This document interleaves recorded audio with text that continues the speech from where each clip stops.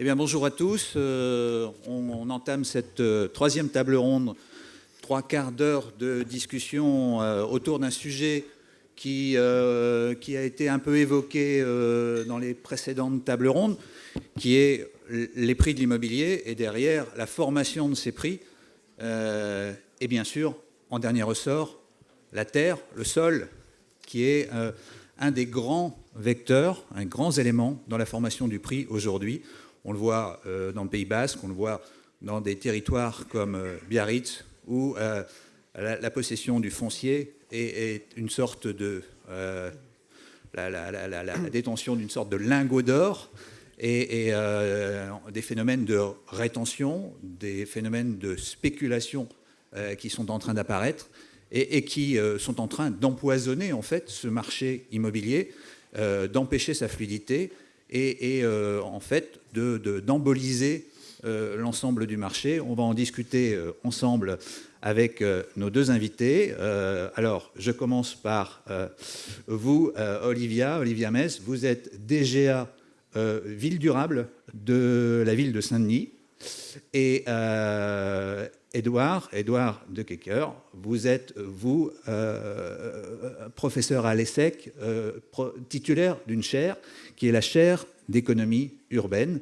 On va peut-être commencer par vous, Édouard, avec qu'est-ce que ça veut dire aujourd'hui, cette notion de foncier, quelle est l'importance du foncier, en quoi le foncier est quelque chose d'essentiel à la compréhension du marché actuel et des phénomènes qu'on voit actuellement à l'œuvre sur l'ensemble du marché. Merci beaucoup, bonjour à tous. Donc effectivement, bon, je suis prof dans une chaire d'économie urbaine. Je ne suis pas encore professeur titulaire, mais bon, je m'occupe d'un master spécialisé sur des questions de management urbain immobilier. Donc je ne suis pas un opérationnel, mais je suis très bien secondé par une vraie opérationnelle qui pourra illustrer certains propos par son expérience de terrain. Je ne suis pas non plus strictement un professionnel un technicien du foncier. En revanche, c'est vrai qu'on a pu constater, on en a parlé pour préparer cette table ronde, que le foncier, en fait, c'est la ressource première de l'aménagement et du développement territorial. En fait, quand on aménage, on fait ni plus ni moins que de transformer un foncier, que ce soit pour du logement, du développement économique, de la mobilité ou autre, et que pour autant, c'était un sujet qui était souvent peu évoqué ou réduit à des approches très techniques, très désincarnées, très dépolitisées, qui étaient souvent assez absents en fait de l'équation, et que c'était l'occasion en fait finalement de le remettre au goût du jour. Donc je vais commencer assez rapidement. Effectivement, moi je vais plutôt faire le cadrage général et puis Olivia pourra illustrer dans un second temps par son expérience opérationnelle, revenir. Alors je vais faire un peu mon prof, je suis désolé, on se refait pas. Je pense que pour comprendre la centralité du foncier, il faut repartir tout simplement du modèle un peu général de ce qu'on appelle un bilan promoteur, et notamment le mécanisme du compte à rebours et de la charge foncière. Comment raisonne un promoteur ? Un promoteur, il anticipe dans le projet qu'il veut développer un prix de sortie, dans le projet qu'il veut qu'il entend développer, et ensuite il déduit du prix de sortie espéré de son prix de vente. Il retire des frais, les frais de réalisation d'une opération, qui peuvent être des frais proportionnels finalement à la taille de l'opération, qui peuvent être des frais financiers, des frais de commercialisation, des frais de structure ou autres, et des frais qui sont finalement assez constants au mètre carré, des matériaux et des coûts de construction. Et il reste dans ces coûts de réalisation ce qu'on appelle une charge foncière, qui est en fait un résidu. Donc elle comprend l'achat du terrain et sa viabilisation. Dans le mécanisme qu'on appelle le mécanisme du compte à rebours d'un promoteur, en fait il fonctionne à rebours, c'est-à-dire qu'à partir de son prix de sortie et du coût de réalisation de l'opération, ça lui donne un coût qu'il est disposé à payer pour le terrain, pour la rentabilité de son opération. Donc on voit bien qu'il y a un mécanisme de lien très fort en fait, entre le prix des terrains et le prix de l'immobilier. Dans une équation, on se dit, si vous montez le prix des terrains, les prix de sortie augmentent. Mais en fait, en vérité, l'effet de levier, il est de l'immobilier vers le foncier. Et donc c'était un promoteur anticipant des prix élevés va du coup augmenter le prix qu'il est prêt à payer pour un terrain. Donc on a un mécanisme de lien très, très important. Alors on a constaté, je ne vais pas y revenir dessus, une augmentation très forte des prix de l'immobilier de manière générale depuis 20 ans. Ça a été très bien documenté par Jacques Frigit, notamment, qui sont complètement décorrélés de l'évolution des revenus. On est sur des évolutions de 250-300% des prix de l'immobilier en 20 ans, avec des revenus qui ont augmenté de 15 à 20%. D'accord ? Cette augmentation ne s'explique absolument pas par l'augmentation des coûts de construction, elle s'explique par l'augmentation conjointe entre les prix des terrains et le prix de l'immobilier. Et donc on a des coûts de construction qui sont restés à peu près de 2 000 euros du mètre carré, on a des biens qui sortent à 4 000, 5 000, 6 000 euros du mètre carré, plus de 10 000 euros dans certaines zones tendues, et que c'est bien ce jeu-là entre le prix des terrains et le prix de l'immobilier qu'il faut arriver à bien renseigner. Il y a une relation quand même entre cette formation du prix pour le promoteur qui construit quelque chose mais sur une parcelle qui est particulière pour faire du logement neuf et une sorte de contagion à l'ensemble du marché, le marché ancien qui représente quand même la majorité des biens qui sont existants. Oui, absolument. Et en fait, alors du coup, je suis obligé de parler un petit peu de la question de la spéculation, parce qu'on va y venir justement très rapidement, qui en fait a été un mécanisme de contagion en fait, du logement vers plus largement les terrains. Ça a été dit, donc la stratégie du choc d'offres, je ne reviens pas dessus, qui est la réponse traditionnelle à cette question, donc à la fois n'a pas vraiment eu lieu pour des raisons des blocages qui ont été évoqués, et qui de toute façon n'est pas suffisante, parce que je pense qu'on est arrivé dans une situation où les mécanismes auxquels on a à faire face sont des mécanismes spéculatifs. Ils ne s'expliquent plus simplement, l'évolution des prix ne s'explique plus simplement par un ajustement entre une offre et une demande sur un marché résidentiel. Il y a autre chose qui est en train de se jouer et qui, à mon avis, s'explique rétrospectivement sur à peu près 12 ans depuis la crise de 2008. Traditionnellement, l'immobilier, et le logement, c'était des valeurs refuges. On appelle des valeurs refuges, c'est-à-dire, en gros, faible rendement mais faible risque. D'accord ? Donc vous placez votre argent quand vous voulez être à l'abri finalement des effets d'un choc exogène. Aujourd'hui, par ce phénomène finalement de hausse conjointe, on se retrouve dans une situation, on a une spéculation au logement qui s'est élargie sur les terrains mutables et non mutables, bâtis et non bâtis. Alors c'est un phénomène qui est difficile à renseigner, les stratégies notamment de financiarisation du foncier, les stratégies privées, mais là je vais vous citer les chiffres de l'Institut de l'épargne foncière immobilière qui a estimé le taux de rentabilité interne de différents placements sur 5 ans entre 2010 et 2015. Les placements dans des foncières sont les plus rentables, 11,4%. Ils sont plus rentables que des actions, à peu près à 8,6%, que des placements dans des bureaux, des SCPI, des obligations ou des logements. D'accord ?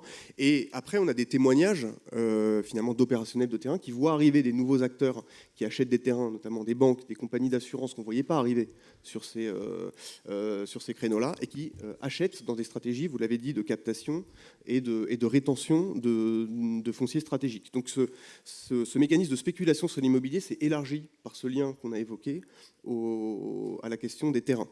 Et on pourra évoquer toutes les conséquences que ça a si vous le souhaitez du coup, parce que les conséquences sont absolument majeures sur l'évolution des prix, et elles sont majeures qualitativement parce qu'elles dictent en fait la programmation ensuite, du fait de tout le modèle économique d'une opération, et donc orientent le développement, parfois bloquent des opérations d'aménagement, tout simplement, quand les prix du terrain sont prohibitifs et qu'on n'a plus de modèle économique pour une opération, ou alors elles les orientent qualitativement de fait vers certaines réalisations qui sont contraires aux besoins des territoires. Très rapidement, très rapidement, quand vous avez un prix des terrains qui est, vous êtes un aménageur, ou un promoteur ou un aménageur public, et que vous avez un foncier qui est très stratégique, mais qui a été acquis par défaut d'anticipation, a été acquis des années avant par un investisseur privé, et qui vous le vend plein pot. Donc soit ça bloque des opérations. Val de Fontenay, je pourrais en parler si vous le souhaitez, mais on a des fonciers stratégiques en région parisienne avec de grandes opérations qui sont bloquées simplement parce que le prix du foncier qui est demandé par le propriétaire privé est tellement prohibitif qu'il n'y a plus de modèle économique. Et la situation, c'est une situation d'attente, de passivité. Ou alors vous êtes obligé d'arriver sur des niveaux de densité qui sont complètement déraisonnables, puisqu'en fait, traditionnellement, dans une opération d'aménagement, je suis un petit peu schématique, vous financez vos équipements publics par de la densité sur le logement. Voilà. Aujourd'hui, on est dans une situation où on n'arrive même plus à financer les équipements publics, puisque la densité sur le logement sert à financer l'achat du terrain. Et on a une situation qui a été très bien documentée. J'ai eu le plaisir de croiser Catherine Sabat, je vous renvoie à l'étude qui a été faite sur la dégradation de la qualité des logements, qui vient du fait que vous êtes obligé d'avoir, pour équilibrer votre opération, finalement, une taille de plus en plus réduite, une qualité qui diminue, parce que sinon votre opération, tout simplement, ne sort pas. Bien sûr, voire moins de logements et plus de bureaux, parce qu'on sait exactement. Que ça Surdimensionnement des programmes tertiaires. Ouais. Voilà. Donc on voit bien que ça oriente, que ça bloque des opérations et ça oriente qualitativement de fait cette question du prix des terrains, quand elle n'est pas anticipée, quand elle n'est pas régulée, finalement oriente les opérations vers des besoins contraires, enfin, aux besoins des territoires. Deux éléments. Cette problématique, quand même, est-ce que vous la rencontrez, vous, Olivia, sur le territoire de Saint-Denis ? Oui, alors merci, bonjour à tous, Egunon, pour saluer les Basques. Donc effectivement, donc à Saint-Denis, on a un marché qui est tendu plus largement à pleine commune et en première couronne et qui du coup illustre assez bien ce qu'Édouard a pointé, à savoir le fait que le foncier devient un bien effectivement sur un marché spéculatif. Pour rebondir un peu sur ce qu'Édouard citait en termes de production de la ville, pour qu'il y ait un projet qui se développe sur un foncier, il faut qu'il y ait un accord entre 3 acteurs. Le premier, c'est le vendeur du terrain. Le deuxième, c'est l'acheteur. Et le troisième, c'est la collectivité. Parce que la collectivité, elle est le passage obligé parce qu'elle va délivrer une autorisation d'urbanisme, parce qu'elle va poser une orientation sur la programmation, etc. Donc, en gros, tous les leviers et les outils qui sont à notre disposition pour agir, ils vont nous permettre d'interagir dans ce trinôme d'acteurs de manière à réguler, orienter, ajuster les choses. Et donc, en gros, on va avoir un petit peu 2 manières d'intervenir. Manière 1, la négociation, et manière 2, la contrainte. Alors, sachant que le plus habile étant d'activer les deux à la fois, de manière à pouvoir amener... Le gant de velours d'abord, la main de fer ensuite. L'opération pince de crabe. Le fait de pouvoir amener du coup nos interlocuteurs à travailler avec nous dans le même sens voilà, que ce qu'on recherche. Peut-être pour revenir brièvement sur quelques éléments chiffrés à Saint-Denis, parce qu'on a évoqué des chiffres ce matin, plutôt au Pays Basque et voire en Bretagne. Mais on a, nous, des prix de sortie, pour donner schématiquement quelques indicateurs, qui sont de l'ordre de 4 100 € dans le neuf et 4 300 dans l'ancien. Après, ça dépend où on se situe, parce qu'on peut avoir des dynamiques infraterritoriales qui peuvent être un peu différenciées. Et en fait, quand on regarde qui cela permet de loger, on se rend compte aujourd'hui que ça ne permet pas de loger toute la population dionysienne ou la population plus largement territoriale. Dans les bilans d'opérations récemment livrés, on a entre 40% et 2 tiers de produits qui sont achetés par des dionysiens ou des séquanieux dionysiens. Donc la question, c'est le point de rupture et le moment à partir duquel on ne peut plus loger la population locale. Et c'est là où on a un blocage dans le parcours résidentiel. Et à quel moment vous avez vraiment senti que le décollage des prix faisait qu'il y avait un écart entre les capacités d'achat des Dionysiens et justement cette envolée des prix que vous avez pu constater dans votre commune? Je pense qu'il est un peu constant et en augmentation. C'est un peu tout ce qu'on a évoqué ce matin avec des tendances haussières qui sont assez régulières depuis plusieurs années.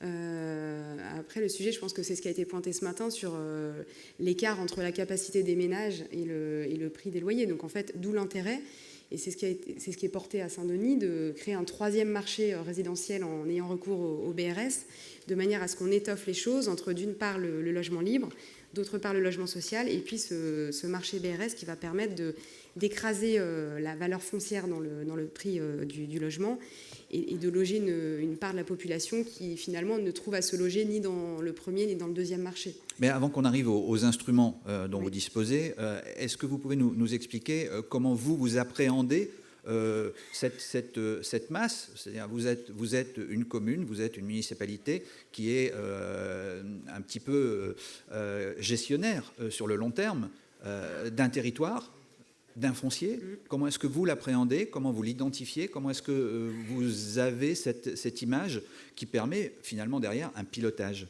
Alors, je pense que le pilotage, il se fait par le projet politique qui se traduit en projet urbain. C'est-à-dire qu'en fait, le projet urbain, c'est un peu basique, mais c'est la résultante spatiale du projet politique. Et donc, le premier ingrédient d'une stratégie foncière et d'une politique foncière forte, c'est d'y voir clair sur son projet urbain. Et après, du coup, on va venir travailler à l'intérieur du territoire pour voir un petit peu quels sont les différents fonciers, les différents marchés fonciers sur lesquels on va pouvoir agir. Et donc effectivement, Édouard le pointait, mais on a à Saint-Denis des exemples assez symptomatiques où on a eu des réserves foncières qui ont été faites par des grandes banques, juste à côté de futures stations de transport en commun lourdes, sur des périmètres assez larges et qui du coup obèrent l'action publique en fait. Et donc là, la collectivité elle est obligée de négocier avec le propriétaire du foncier. D'accord, mais quels sont les instruments justement d'une commune pour anticiper ce genre de choses? Est-ce qu'elle a les moyens de voir que des choses sont en train de se nouer, que des propriétaires sont en train de négocier avec les banques que vous citiez par exemple? Alors la commune, elle a 3 instruments un peu clés. Elle a son document d'urbanisme qui lui permet de donner des orientations à ce qu'elle veut voir se développer sur son territoire. Et ça va conditionner l'action des propriétaires et des acteurs qui vont venir y travailler. Elle a deuxièmement l'observation de son marché foncier, mais qu'elle ne peut pas forcément faire seule. Et donc d'où l'intérêt de se reposer sur l'échelon intercommunal, qui est d'ailleurs compétent en termes de foncier. Et puis, elle va avoir la connaissance des acteurs locaux, notamment sur le marché économique qu'évoquait Édouard, sur le fait de bien connaître quels sont les opérateurs économiques, quelles sont leurs intentions, est-ce qu'ils veulent se développer, est-ce qu'ils veulent déménager, etc. D'accord, mais pour être clair, je suis un propriétaire foncier, je suis une entreprise qui souhaite délocaliser, quitter la commune et qui se retrouve donc avec un foncier. Je ne suis pas obligé d'aller vous voir pour vendre ce terrain. Je peux très bien aller m'adresser à quelqu'un qui va m'en proposer un bon prix ou le mettre aux enchères, des enchères auxquelles vous ne serez pas forcément conviés. Oui, ça c'est sûr, et ça nous arrive. Mais donc là, soit du coup, nous, on a eu capacité à avoir cette discussion en amont avec le propriétaire, soit si on ne l'a pas eu, et ça nous est déjà arrivé, après on a des outils de régulation plutôt en allant piocher dans la logique des outils d'urbanisme, avec par exemple tout ce qui va être, ça nous est arrivé de poser des périmètres d'études sur des secteurs de manière à venir préciser ce qu'on voulait voir y développer, et ça contraint le futur propriétaire à se mettre dans les clous de ce qu'on a décidé, par exemple. Mais évidemment, il est plus aisé de connaître nos interlocuteurs et notre marché en amont plutôt que de venir rattraper les choses en aval. Saint-Denis est un marché très particulier aussi parce qu'il y a un habitat social important et aussi un habitat dégradé important avec des problèmes spécifiques à la commune. Comment est-ce que vous les traitez? Je pense, pour être très précis, aux marchands de sommeil qui sont assez nombreux et sur lesquels il y a des actions qui ont été engagées. Ils sont eux aussi assis sur de foncier.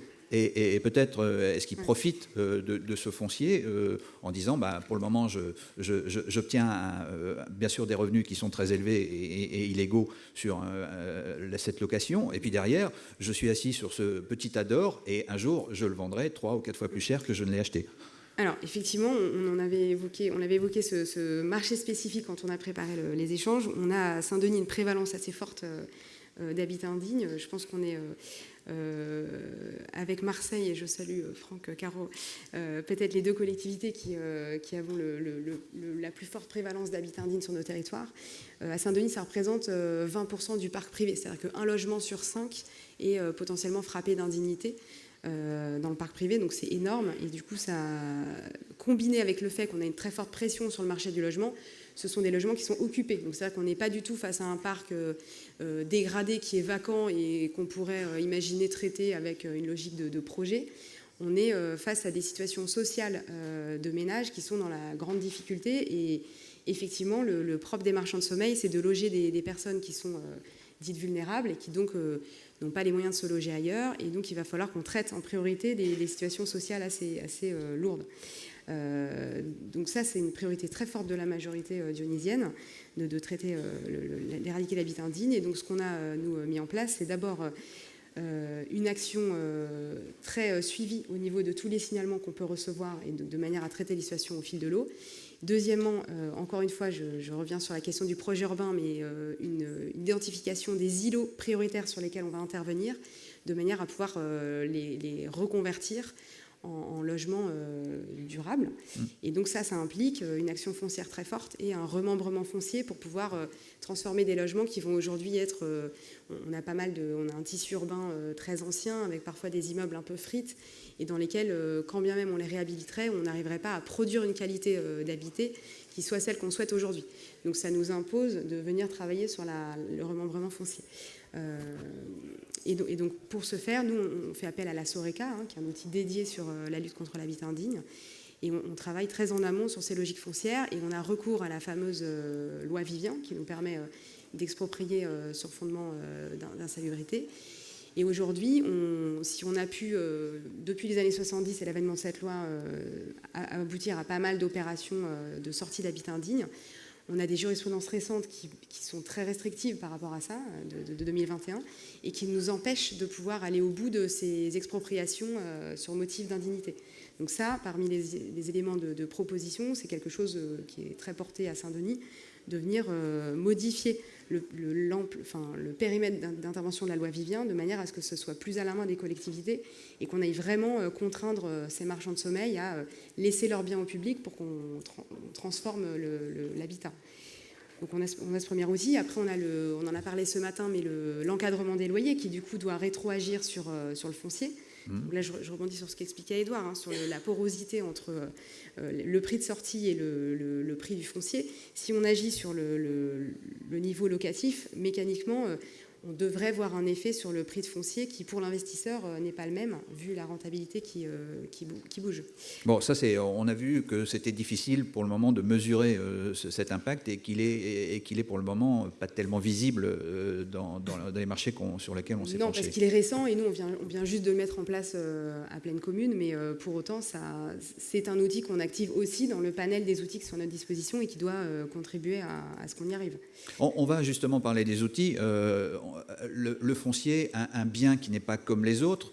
Vous nous expliquiez tout à l'heure, vous deux, qu'il y avait des gens qui considéraient que c'était un bien comme les autres, un placement comme les autres, puisqu'on était capable de spéculer, de prendre des positions d'attaque et d'attente et d'attendre justement que les pouvoirs publics, les collectivités locales fassent des aménagements et donc fassent monter la valeur de ce foncier. Aujourd'hui, on a l'impression qu'on a un marché un petit peu déséquilibré entre des gens, que ce soit des particuliers, des promoteurs privés ou donc, comme vous citiez, des banques qui sont très présentes sur ce marché-là, et en face, un arsenal qui est peut-être un petit peu dispersé ou incomplet. Quel est votre point de vue, vous, Édouard ? Je trouve qu'on voit bien, donc avec le témoignage d'Olivia, que de toute façon, le plus efficace resterait d'anticiper plutôt qu'après d'essayer de gérer une situation où on a laissé finalement spéculer sur des terrains où la collectivité arrive à la remorque avec une dizaine d'années de retard. Donc clairement, la situation actuelle montre que non, on doit trouver des solutions pour qu'on ne puisse pas spéculer sur les terrains parce que les conséquences sont trop importantes. Alors ça implique un élément, donc Olivier en a un peu parlé, mais je voudrais revenir dessus, qui est celui de l'information. C'est-à-dire qu'en fait, on est sur des marchés où l'information est extrêmement morcelée. Alors c'est vrai que particulièrement vrai, même des marchés immobiliers et fonciers, puisqu'en fait ils ont cette complexité qui fait que les biens qui s'y échangent ne sont pas homogènes. C'est-à-dire qu'en fait, deux logements de taille similaire ne sont pas deux objets qui sont strictement comparables. Il y a tout un ensemble de variables autour de la localisation, de l'État, etc., qui interviennent. Donc, et c'est vrai aussi sur le foncier. Donc ça implique de croiser beaucoup de sources et en fait, généralement, on a peu d'informations et ces marchés sont assez opaques. Donc il faut généraliser des dispositifs comme les observatoires du foncier, de toute façon, pour pouvoir gérer ça. Je reviens du coup sur les conséquences un instant de ça, puis pour répondre à la question sur le fait de savoir si c'est un bien comme un autre. Dans la situation critique dans laquelle on est, je pense que c'est une vraie situation critique de crise des métiers de l'aménagement et du développement urbain aujourd'hui, dans des équations économiques déjà insolubles, on ne peut pas attendre de quelconques actions, notamment en matière de transition environnementale, puisque si vous ajoutez des coûts de construction à la hausse avec des matériaux plus vertueux à mettre en place, si vous si vous ajoutez à ça le niveau d'endettement extrême des ménages qui se sont endettés du coup du fait aussi de prix de terrain qui sont énormes et donc qui n'ont plus les capacités finalement à rénover, investir pour rénover leur logement parce que les dispositifs d'incitation sont insuffisants. Vous avez déjà cette situation qui est critique et par ailleurs, je crois que ça a été suffisamment dit, on est sur cette question de la production de logements sur une bombe sociale aujourd'hui et que la spéculation sur le foncier, cette hausse des prix aujourd'hui bloque toutes les réponses des acteurs publics face à cette situation. Donc non, c'est pas un bien comme un autre. Alors maintenant, une fois qu'on a dit ça, ça pose une vraie question. Je vais simplement ouvrir le débat parce que c'est un débat très compliqué sur le fait, effectivement, Marie en parlait en introduction, sur la propriété privée des terrains, qui est sacralisée en France, c'est un principe constitutionnel. Je crois qu'il faut reposer aujourd'hui la question de savoir si finalement il ne faut pas dissocier le foncier du bâti et simplement on est simplement propriétaire du bâti et sur le foncier qui est un bien commun on paye un droit d'usage, un bail amphithéotique longue durée. Alors c'est le modèle aujourd'hui des offices fonciers solidaires et des baux réels solidaires sur l'accession sociale strictement, d'accord, donc qui achètent des fonciers, qui développent des programmes d'accession sociale et où dans le bail réel solidaire qui peut aller de 18 à 99 ans, les particuliers en fait payent finalement une redevance pour le portage foncier, mais ne sont pas propriétaires du foncier. Est-ce qu'il faut étendre ce principe à l'ensemble des biens immobiliers? C'est un vrai sujet. Aujourd'hui, je pense qu'il faut vraiment se reposer la question de savoir si finalement il ne faut pas décréter le foncier comme bien commun et finalement mettre fin à la spéculation foncière, à la possibilité même d'acquérir une propriété privée du foncier. Je pense que le débat mérite d'être posé. Ça serait une révolution, effectivement, et ça poserait la question de l'existant, c'est-à-dire les détenteurs existants, quel traitement leur appliquer, est-ce que ça ne concernerait que les nouveaux projets, les nouveaux programmes?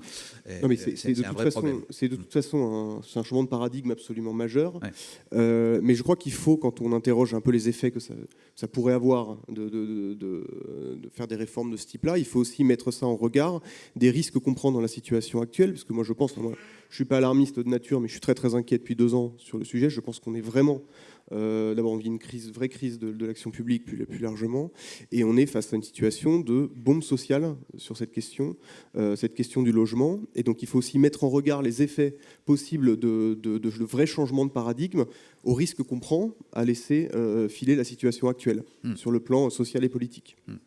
Alors, puisqu'on parle d'instruments grâce auxquels vous allez pouvoir agir, Olivier, est-ce que vous pouvez nous expliquer comment vous faites concrètement? Quels sont les instruments qui sont à votre disposition, en tout cas ceux dont vous vous servez, et on reviendra ensuite avec vous, Edouard, sur ceux qu'il est possible peut-être d'améliorer et peut-être aussi d'apporter de nouveaux instruments qui seraient souhaitables peut-être de créer. Alors, moi, on a évoqué effectivement brièvement, là, parmi tous les cas un peu qu'on peut observer à Saint-Denis, les marchés économiques et le marché un peu spécifique de l'habitat indigne. Il y a aussi tout ce qui se passe dans le diffus, dans le territoire. Nous, on a pris le parti de fonder un partenariat assez serré avec l'établissement public foncier d'Île-de-France, qui nous permet du coup d'articuler un petit peu notre action publique et d'arriver à justement remettre la puissance publique beaucoup plus tôt dans la production de la ville et du projet. Donc je vais peut-être m'attarder un tout petit peu là, sur ce cas-là. Ce qu'on a travaillé, parce que vous évoquiez la manière dont on observe notre foncier, on a identifié les parcelles et les secteurs sur lesquels on avait des fonciers plus mutables. Donc soit c'est des fonciers sur lesquels on sait qu'il y a 10 promoteurs qui sont venus nous voir, ou alors on sait qu'il y a des fonciers vacants ou des sous-densités. On a à partir de ça conventionné avec l'EPF pour du coup leur demander de nous prêter leur savoir-faire pour porter ces fonciers-là, parce que du coup nous on a... Il n'y a pas que du savoir-faire, il y a aussi prêter un soutien budgétaire. Exactement, aussi. C'est ce que j'allais dire, on n'a ni les capacités financières et de moins en moins les capacités de négociation sur ce champ du foncier qui est très, très technique. Donc en fait ça nous permet du coup d'externaliser ces éléments-là, mais avec un acteur public.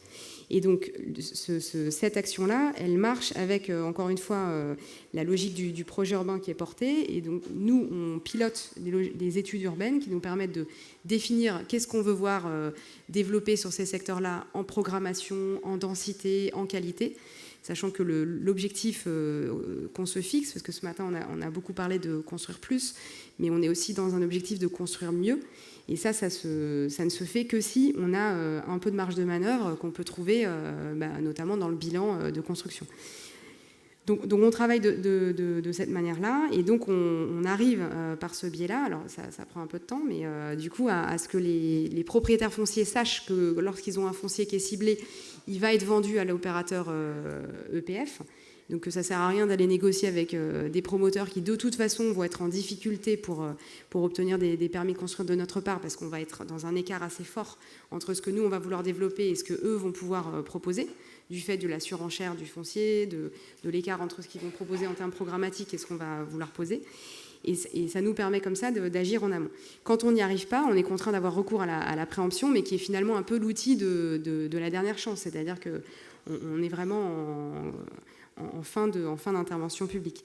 Donc ça c'est le système qu'on a posé et qu'on a travaillé, qui est largement travaillé plus largement dans le 93 et notamment dans les villes du nord-est parisien. Après, on peut quand même se dire qu'à Saint-Denis, on a fait le choix d'avoir un droit de préemption urbain renforcé sur toute la commune, ce qui nous permet d'aller plus loin dans les préemptions et d'aller plus loin aussi dans la visibilité qu'on a des ventes. Mais malgré ce droit-là, on a quand même des ventes qui nous échappent, et il y a des stratégies de contournement du droit de préemption, soit par les logiques de SCI qui sont constituées, où du coup parfois la puissance publique n'a pas accès aux ventes, soit par des logiques, et ça arrive de plus en plus, où les opérateurs ne vont pas passer par l'étape de déposer une DIA, une déclaration d'intention d'aliéner, et on a déjà constaté des exemples où des opérateurs avaient acquis dans un foncier économique la société qui était sur le foncier. C'est-à-dire que là, on n'a pas du tout de DIA, on ne voit pas passer la vente. Et du coup, nous, on était prêts, on avait un carnet de chèques, un projet, mais en fait, ça nous passe sous le nez. Et c'est là où on revient, ce que j'évoquais tout à l'heure, à travailler avec les outils d'urbanisme. Donc en fait, nous, notre enjeu, c'est d'utiliser dans notre boîte à outils à la fois les logiques de projets qui vont se décliner dans le PLU, dans les périmètres d'études, dans les orientations d'aménagement programmé, etc. Et qui, du coup, à chaque fois qu'elle précise le projet politique, lui donne plus de crédit, lui donne plus de corps et nourrissent notre capacité après à préempter et à monter au créneau. Et dans le même temps, on va aller sur des logiques de contraintes en étant nous-mêmes propriétaires, parce que finalement, tant qu'on n'est pas propriétaire, on reste dépendant du propriétaire du foncier. C'est comme au Monopoly, hein. Quand on passe sur la case, on n'est pas propriétaire, on paye. Voilà, donc ça c'est ce qu'on met en place. Je reviens sur la logique de construire mieux, puisque du coup, dans ce dispositif-là, nous, ce qu'on a posé, en tout cas aujourd'hui, c'est dans les faisabilités qu'on étudie avec les architectes urbanistes, on a posé le principe d'étudier les potentiels de biodiversité et de développement écologique, et donc de manière à pouvoir en amont avoir une visibilité sur ce qu'il faudrait faire sur le plan, on va dire, de la ville durable globalement. Et ça nous permet de le confier quand on a un opérateur avec ce cahier des charges-là qui prend en compte ces éléments-là. Parce que sinon, en fait, on est sur une équation de combien de mètres carrés on peut construire au regard du PLU, et en fait, ça ne produit pas de la qualité. Ça produit ce que pointait Édouard, de la densité, et là on est purement dans le bilan promoteur. Alors Grégoire, justement, moi j'aimerais bien que... Il y a quelque chose qui m'étonne, c'est qu'on a l'impression que les collectivités locales, les collectivités territoriales ont une puissance de feu, ont une puissance aussi d'instruments qui leur permettent d'agir sur des décisions des détenteurs de foncier. On s'aperçoit que en fait, c'est très difficile, c'est beaucoup plus difficile. Et il suffit par exemple d'une petite entourloupe, c'est-à-dire qu'on fait des échanges d'actions, on achète les actions d'une société qui est détentrice donc de foncier, et on échappe en quelque sorte à ce circuit dans lequel les collectivités territoriales ont la possibilité d'agir. Quels seraient justement les instruments supplémentaires qu'on devrait mettre en place pour essayer de permettre de réguler cet accès et surtout la libre disposition du foncier? Alors, je ne sais pas si je suis le mieux placé pour répondre à ça. En tout cas, c'est vrai que c'est frappant de constater qu'il y a des outils qui existent. Moi, je pense aux zones d'aménagement différées, notamment, qui quand même permettent finalement, dans certaines grandes opérations, de constituer des réserves foncières, et d'éviter l'effet où on annonce un grand projet et donc une augmentation des coûts des prix qui sont finalement captés plus rapidement par des opérateurs privés qui vont capter la rente foncière. Il y a des outils qui existent, les orientations d'aménagement et de programmation, les OAP sont quand même des outils qui permettent ça. Moi, je crois que de manière générale, il faut aussi dire qu'il y a sans doute des outils qui ne sont pas suffisamment utilisés. Après, ça dépend d'un territoire à l'autre. Je pense qu'il y a un déficit malgré tout, parfois de compréhension du caractère extrêmement stratégique du sujet du foncier et un déficit d'anticipation. Il faut quand même revenir là-dessus. Je pense que dans beaucoup de territoires, on a du mal à anticiper ces phénomènes et on est toujours à la remorque de ces acquisitions par le privé. Après, je pense qu'il y a une refonte, je suis un spécialiste encore une fois du sujet, mais il y a un vrai sujet sur la refonte de la fiscalité foncière et immobilière. C'est-à-dire qu'aujourd'hui, l'incitation, il n'y a pas de mécanisme finalement... la rétention du foncier n'est pas particulièrement taxée par rapport aux plus-values. Donc en fait, on n'a pas sur un mécanisme... C'est même le contraire. C'est-à-dire que plus on garde longtemps le bien, moins on est taxé. Exactement, exactement. Ce que je voulais dire, pardon. Et donc en fait, finalement, il y a sans doute une refonte de la fiscalité à faire pour pouvoir taxer davantage des grands propriétaires qui finalement ne font rien spécialement de foncier, mais ne le vendent pas. L'opération dont je vous parlais à Val-de-Fontenay, vous êtes aujourd'hui sur un petit Saint-Denis en devenir. Je ne vais pas faire des comparaisons, mais vous êtes sur un hub de transport. Vous avez déjà 2 RER, vous avez la ligne 1 qui arrive, vous avez du Grand Paris Express aussi de mémoire, vous avez une opération d'aménagement, vous avez un grand propriétaire qui s'appelle la Société Générale qui est en train de déménager ses locaux de l'autre côté de la rocade, et les locaux existants aujourd'hui qui sont en train d'être vidés. Vous avez toute une opération d'aménagement autour d'un grand projet urbain qui est bloqué parce que la Société Générale, c'est un jeu de poker menteur dans les expertises sur la valeur du foncier, dans des écarts de plusieurs dizaines de millions d'euros entre ce que la société publique locale d'aménagement demande et ce que la société estime que son foncier vaut. Ça a souvent été évoqué, mais ce foncier, il bénéficie quand même de l'ensemble du travail qui a été effectué justement par les collectivités territoriales pour aménager. Quand on est à un hub de communication avec le RER, le train, je ne sais pas quoi, tout ça, on en bénéficie. On en a beaucoup parlé lors de la constitution du Grand Paris. Ces aires, 500 mètres autour de chacune des gares, sont des valorisations qui ont été apportées par la puissance publique. Oui. Et c'est vrai qu'il est vraiment bizarre qu'elle soit captée par toute personne qui est détentrice du moindre mètre carré. On revient au rapport au temps, parce qu'on parlera du rapport au temps, mais d'un défaut d'anticipation, où souvent la puissance publique se tire elle-même une balle dans le pied par ces effets d'annonce de grands projets, et finalement est de toute façon plus lente que des grands investisseurs privés qui vont aller acquérir ces fonciers stratégiques. Et ensuite, on est dans une situation de blocage avec finalement des écarts de prix. On ne sait plus très bien ce que valent des fonciers, et on a des écarts de plusieurs dizaines de millions d'euros. Et aujourd'hui, la situation, c'est que des projets sont bloqués. Les projets entiers sont bloqués. Val-de-Fontenay est complètement bloqué depuis 1 an sur ce sujet, et on n'est pas en train de parler d'un projet en périphérie de la région parisienne. Voilà. Donc au moins, si on est dans ces grands... Et c'est pas d'ailleurs que des grands propriétaires privés, il y a des grands propriétaires publics qui finalement ont complètement délaissé des fonciers, mais ne les vendent pas. Parce qu'on ne vend pas les bijoux de famille, ça dépend de la culture de chaque entreprise, mais on devrait quand même pouvoir davantage taxer des grands propriétaires quand ils ne vendent pas leur foncier à une collectivité qui derrière aurait un projet pour répondre aux besoins des populations, de logement, de développement économique, de mobilité, etc. Mais la question que vous posez, elle renvoie à la question de la chaîne de valeur. C'est-à-dire qu'en fait, effectivement, quand on a un foncier qui prend de la valeur, généralement, c'est qu'il y a eu une intervention publique qui, du coup, a amené des aménités urbaines, des aménagements sur les espaces publics, des programmations, etc. Et au moment où, du coup, on a des systèmes de revente avec des plus-values, effectivement, la captation de cette plus-value, elle arrive finalement dans la poche du dernier qui a vendu. Voilà. Donc ça pose la question, mais qui est compliquée en France, hein, mais de tout ce qui est la fiscalité et notamment tout ce qui est droit de mutation, etc. Et comment du coup on arrive à faire en sorte que l'investissement de la puissance publique, il ne soit pas capté à la fin uniquement par le dernier acteur arrivé. Donc ça plaide quand même pour qu'on ait une meilleure attention à la conséquence sur le remembrement foncier qu'on vient faire, de manière à pouvoir, dans certains cas, le conserver. Donc c'était le sens de tout ce qui a été fait sous forme de baux amphithéotiques notamment, et qui permet du coup, et à Saint-Denis, on a un certain nombre de baux amphithéotiques qui ont été montés dans les années 70-80 sur des actes qui ont été développés à cette époque-là, et qui, en théorie, doivent nous permettre d'avoir une plus grande main sur tous ces fonciers-là. Et quel est aujourd'hui, il y a un certain nombre aussi de dispositions, zéro artificialisation nette, de nouvelles contraintes. Est-ce que justement ça rend ce foncier encore plus précieux? Est-ce que ça cristallise des choses, ou est-ce que ça va contribuer peut-être à des gens à s'en séparer rapidement, ou à augmenter la fluidité du marché?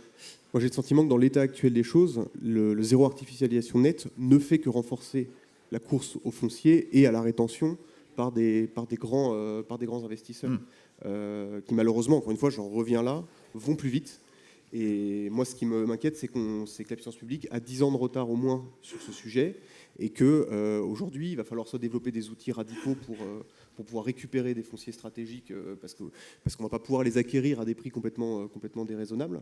Mais oui, il faut, sur ce point, le problème, c'est le retard qu'on a pris là-dessus. Et l'annonce et la perspective du ZAN, c'est finalement dans l'état actuel. Donc je ne commande pas l'objectif ZAN. Hein. Par contre, les effets de l'annonce ZAN sur la course au foncier, je pense qu'on les voit déjà à l'œuvre. Qu'est-ce qu'il faut attendre de l'État dans cette situation-là? L'État régulateur, l'État peut aussi servir aussi de financier, puisque à travers l'établissement public, il peut agir et soutenir les collectivités territoriales sur certains axes de développement. Qu'est-ce qu'il faut attendre de lui, et qu'est-ce qu'il ne faut pas attendre de lui aussi? Je pense qu'aujourd'hui, alors la puissance publique en général a certes peut-être un retard sur la question de l'anticipation foncière. Après, aujourd'hui, les collectivités locales, elles sont quand même outillées avec en leurs mains cette logique de manager les documents d'urbanisme, de poser les logiques de stratégie foncière dans le sens de leur projet urbain. L'État, on peut l'attendre sur le fait de venir rendre ces outils plus opérants ou moins attaquables ou plus fiables en fait. Donc, c'est ce qu'on évoquait tout à l'heure avec le sujet de l'habitat indigne, où du coup on a cette loi Vivien qui finalement est très affaiblie depuis ces dernières années. Après, les collectivités, moi je pense que nous, on n'attend pas de l'État d'avoir une ligne de conduite, parce qu'elle est à la main du projet politique des collectivités. Mais pour autant, il faut que ces outils-là ils puissent marcher. Et après, on évoquait l'EPF. L'EPF, il permet d'intervenir sur des projets dans un temps moyen, on va dire, qui va de 5 à 10 ans, mais vous évoquiez la SGP, cette maîtrise foncière anticipatrice, elle n'a pas été faite autour des gares du Grand Paris. Donc ça, évidemment, ça ne peut pas être les collectivités locales qui, du coup, bâtissent une politique de maîtrise foncière en amont sur les lignes de transport en commun. Ça doit nécessairement être fait à l'échelle de ces lignes de transport en commun, avec une logique de planification plus large. Donc ça implique, est-ce que c'est à l'État ou est-ce que c'est à des outils supra-territoriaux de le faire, à voir. Mais en tout cas, certainement, il manque un maillon là, qui doit pouvoir venir être le pendant de ce que fait aujourd'hui, de ce que font les EPF au niveau un peu d'un moyen terme, mais dans le plus long terme.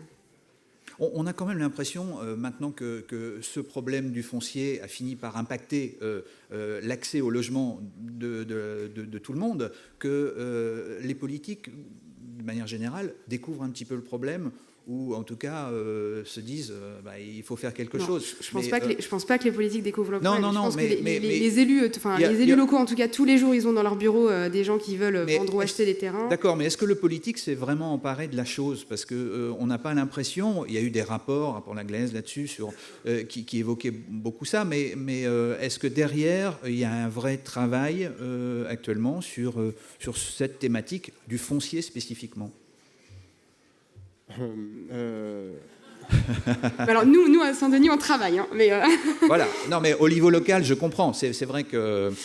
Moi, c'est une impression. Qu'en pense le chercheur? Voilà, c'est plutôt le. C'est une impression que je vous livre. J'ai l'impression que c'est un de ces sujets qui est un peu l'éléphant au milieu de la pièce qu'on redécouvre tous les 10-15 ans, qu'on a réduit à des approches très techniques. C'est-à-dire qu'en fait, moi, je lis en premier. Je suis pas un spécialiste du foncier. J'ai un petit peu travaillé sur le sujet pour ces entretiens-là. Et en fait, la littérature sur le foncier, c'est une littérature qui est extrêmement, en fait, c'est quasiment un monde à part. On ouvre vraiment une boîte où on a certains experts qui sont des purs experts du foncier, qui sont des techniciens, des très bons techniciens, mais le sujet n'est jamais relié finalement à des réflexions en matière de développement territorial, de stratégie. Et en fait, en miroir de ça dans les collectivités, c'est un sujet qui est complètement siloté, comme beaucoup d'autres, dans des directions. Alors souvent, c'est un sous-direction de la direction de l'aménagement foncier. C'est le sujet le plus transversal par excellence. Donc, si vous voulez, et on est dans des collectivités où les sujets techniques sont silotés dans des directions et on n'arrive pas à transversaliser. De toute façon, on a du mal à transversaliser la mobilité, le développement économique, le logement, etc.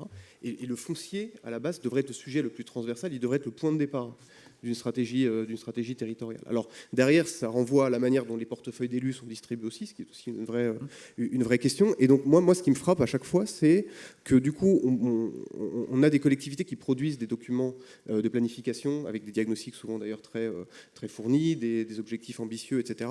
Mais souvent, vous avez une séparation qui est radicale entre la stratégie et la mise en œuvre. Et donc en fait, on fait des documents stratégiques sans culture de mise en œuvre ou qui sont censés être mis en œuvre par d'autres gens.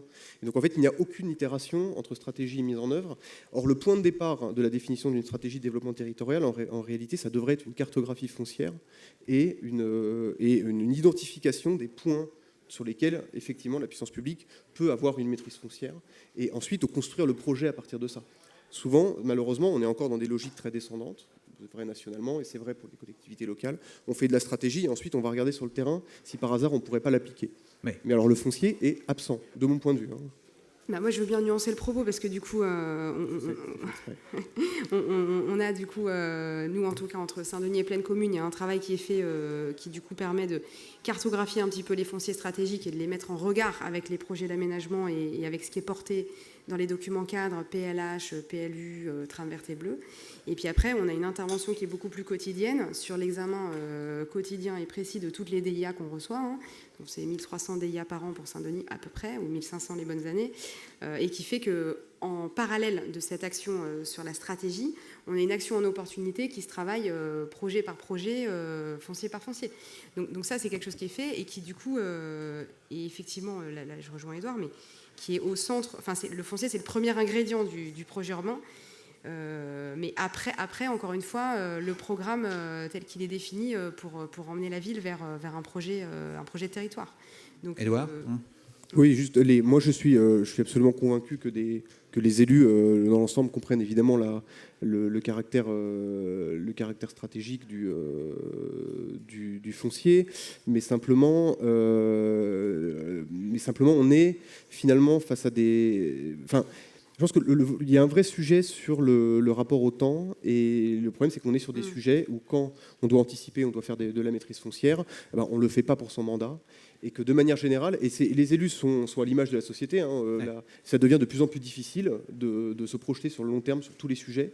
Et ce sujet en est le travail sur le foncier, c'est quel horizon, Olivia? Oui, ce qu'on avait partagé tous les trois en préparant l'intervention, c'est la trilogie un petit peu fin du monde, fin du mois, fin du mandat. C'est-à-dire qu'en fait, on doit résoudre des problèmes d'écologie qui relèvent effectivement l'urgence climatique.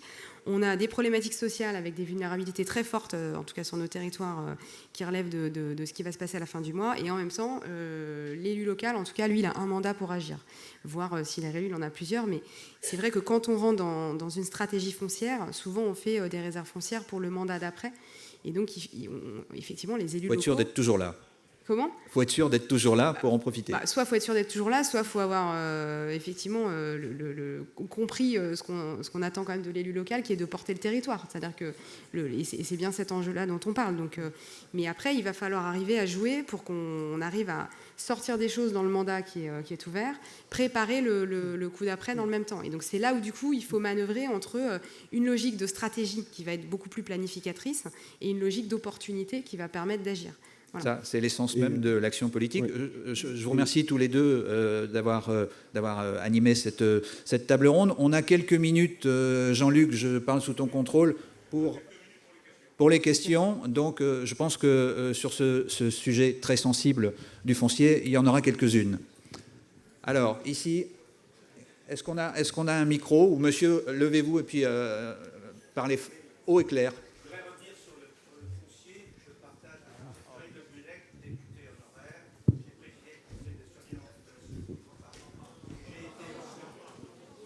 Le micro arrive. J'ai, comme parlementaire, assumé pendant 4 mandats des fonctions sur le logement, mais j'ai présidé le conseil de surveillance de la Société du Grand Paris. J'ai aussi été maire dans la région parisienne. Je voudrais revenir sur le Grand Paris parce qu'il est exemplaire du fait que même l'État ne peut rien faire sur ce sujet. Et c'est pour ça que c'est grave. Et c'est pour ça que l'article 17 de la Déclaration des droits de l'homme et du citoyen, qui sacralise la propriété, est le crime le plus grave qu'aient commis nos révolutionnaires. Parce que quand vous êtes parlementaire, vous ne pouvez en aucune manière vous tenter de vous heurter à ce principe constitutionnel. J'explique. La Société du Grand Paris, Christian Blanc, veut faire le grand métro. Nous étions dans l'opposition, mais le grand métro, nous voulions.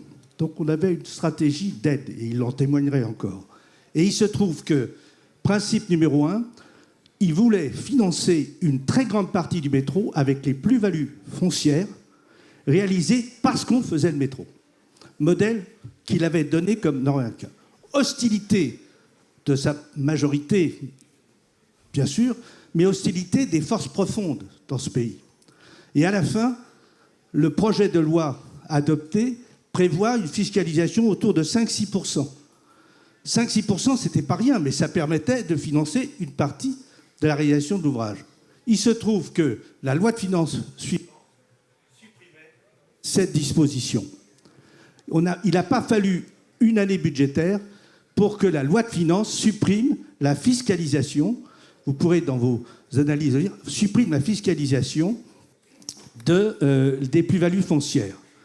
Deuxième stratégie, un contrat de développement territorial dans chaque zone, 500 mètres, où la Société du Grand Paris, en collaboration avec la commune, peut intervenir, préempter les terrains et générer les stratégies urbaines pour construire, aménager les tours de gare, etc. C'est le projet le plus colossal en France actuellement, le Grand Paris.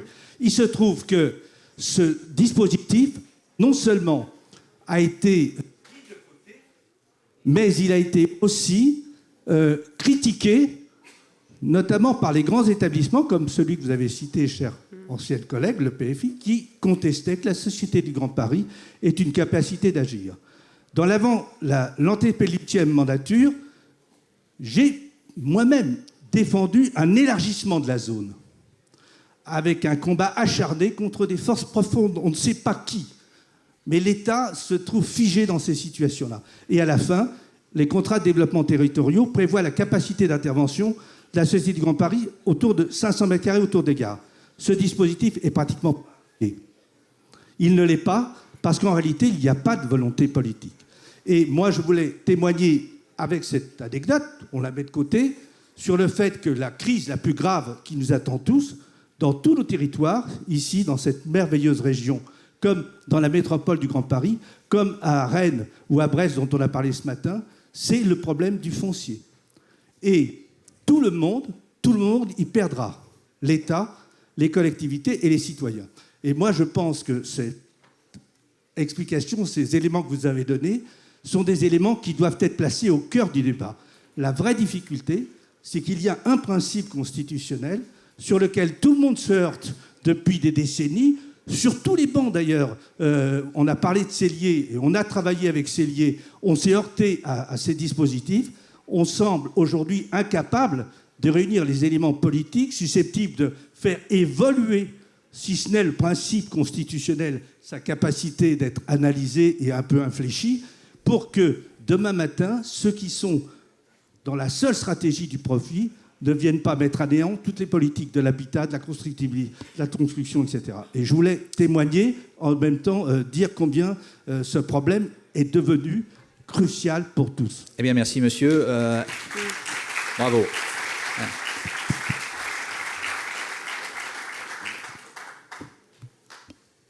Une autre question ? Vous voulez répondre peut-être à cette intervention, Édouard Non, mais je pense que c'est effectivement ce qui explique aujourd'hui la limite de la puissance publique sur la propriété privée. En fait, c'est le sujet de le foncier un bien comme les autres. Non, ce n'est pas un bien comme les autres, puisqu'en fait, il est à la fois supposément le bien du citoyen au plus haut niveau, et en même temps le premier ingrédient des politiques publiques. Donc en fait, on se dispute le même bien. Mais on sait bien aussi que l'État a une aptitude assez ambiguë. Il y a quelques jours, la Cour des comptes fustigeait le ministère des Armées pour n'avoir pas vendu ses terrains suffisamment cher en faisant de la spéculation sur les terrains militaires qu'il vendait et d'avoir fait perdre, entre guillemets, au budget de l'armée quelques dizaines de millions d'euros. Donc tout le monde participe à cette course à l'échalote, si vous me permettez l'expression, sans avoir la vision globale de la responsabilité qu'on porte sur un sol qui n'est pas le nôtre et qu'on laissera aux générations futures. Je partage évidemment, je pense que c'est effectivement pas inutile. Vous avez rappelé que c'est la Révolution française qui avait instauré ce principe et qu'en fait il n'y a pas de caractère évident, universel de ce principe-là. Le principe de dissociation du foncier et du bâti a été inventé par les Anglais. A été au XVIIe ou XVIIIe, je ne sais plus, et c'est pas exactement à l'époque ou aujourd'hui un temple du communisme, si vous voulez, l'Angleterre. Donc en fait, il faut par des éléments un petit peu de comparaison voir qu'il y a toute une diversité finalement, toute une finesse et des curseurs différents dans la manière dont on appréhende le foncier, le lien entre le foncier et le bâti. Et que quand finalement on passe un foncier finalement de U à A, de foncier agricole, est-ce qu'on touche au droit de propriété finalement de la personne ou pas ? C'est une vraie question. Je ne sais pas, parce qu'il reste propriétaire du bâti. Donc il faut se réinterroger sur ce que ça signifie, la propriété privée, de manière générale. Est-ce que ça s'applique au sol ou pas ? Voilà. Le débat risque d'être enflammé. Est-ce qu'il y a encore une autre question ? Voilà. Oui. Alors, merci, j'ai le micro, il y a tout, merci. Donc, Beñat Etxebest. On est dans une commune, donc Éric Iturralde ce matin nous a expliqué qu'on était dans une commune. Une commune, effectivement, avant la Révolution française, c'était une définition d'un périmètre dans lequel il y avait des gens qui avaient des terres en commun, qu'ils géraient en commun. Donc c'était avant ce qui s'est passé, donc les enclosures en Angleterre, le début donc de la propriété privée individuelle. Et monsieur le député, j'ai jamais eu l'occasion de voter pour vous, mais bon, votre discours me plaît beaucoup. Et j'aurais bien, si j'avais l'occasion, je voterais pour vous. Alors, on ne peut pas enlever la propriété privée qui n'est pas qu'en France et qui est ailleurs, qui est aujourd'hui le socle de toute la structuration économique. Donc ici, au Pays Basque, on a pris une initiative, c'est de nous emparer de la propriété privée, de la réinvestir. Et donc, nous sommes un petit groupe de 60-80 personnes à mettre la main à la poche pour remplir un petit pot qu'on appelle la nue propriété. L'idée, c'est d'acquérir des biens, de les maintenir sous forme les faire maintenir. La propriété appartient donc à une personne morale, donc qui est sous forme de société coopérative d'intérêt collectif. Donc l'idée, c'est d'acquérir des biens qui ne seront jamais plus remis sur le marché, tout en respectant la propriété privée, puisque c'est elle qui va nous protéger. Et nous allons vendre l'usufruit à des gens qui vont y habiter et qui pourront le transmettre donc ce qui n'est pas permis par le Code civil, mais qui est permis par le propriétaire, qui est une personne morale, qui décide tout simplement de redonner l'usufruit qui a été acheté par quelqu'un, la génération 1, à ses descendants, puisque le propriétaire, il peut faire ce qu'il veut de ses biens, c'est la définition de la propriété. Voilà. Et comme ça, on arrive à reconstruire quelque chose qui est on ne va pas dire dans la racine des communs, parce qu'effectivement, la Déclaration universelle des droits de l'homme est passée par là, mais en fait, on reconstruit des espaces dans lesquels la population, chacun de nous, fait partie des gestionnaires de la nue propriété. Et concrètement, quel est l'effet de votre manœuvre? C'est-à-dire que ça permet l'accès au logement de manière beaucoup plus simple? Comment ça se traduit? Un des aspects compliqués, c'est d'arriver à faire comprendre comment c'est simple. C'est énormément plus simple que tout ce qu'on a entendu ici. Bon, je suis un habitué des entretiens. Mais en fait, c'est tout simplement que quelqu'un qui veut appeler... On a un projet, donc aujourd'hui à Boucau, un immeuble de 12 appartements, logements sociaux, propriété privée individuelle, donc conventionné avec l'État. Le conventionnement termine dans 2 ans. Mise à prix par les propriétaires, 2 500 €, alors qu'on est dans un endroit où le marché serait autour de 3 000, peut-être 4 000 €. Donc les propriétaires sont des boucalés, qui logent des boucalés.